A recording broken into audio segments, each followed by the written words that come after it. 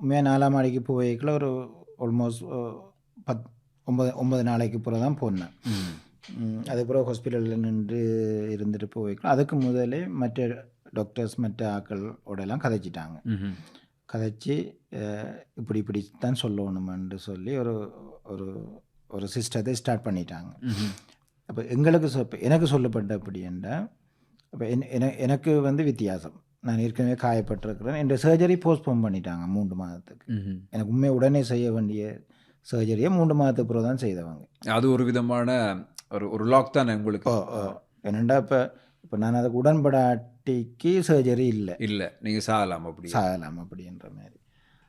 அப்போ சொல்லப்பட்டது என்னென்னா, இந்த பயங்கரவாத தடைச்சட்டம் இருக்குத்தானே, அதில் எங்களை எந்தவித விசாரணையும் இல்லாமல் 1 வருஷத்துக்கு வச்சிருக்கலாம்.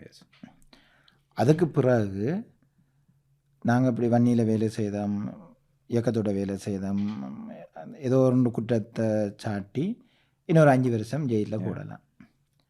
அப்போ அவங்களோட த்ரெட் எப்படின்னா, நீங்கள் எப்படி பார்த்தாலும் மினிமம் 5 வருஷம் இருக்க போகிறீங்க ஜெயிலில்.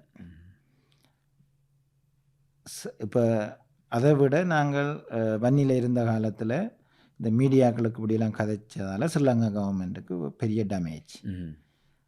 அப்போ உங்களில் ஜனாதிபதி கோத்தபாய ராஜபக்ச எல்லாரும் சரியான கோவத்தில் இருக்கணும்.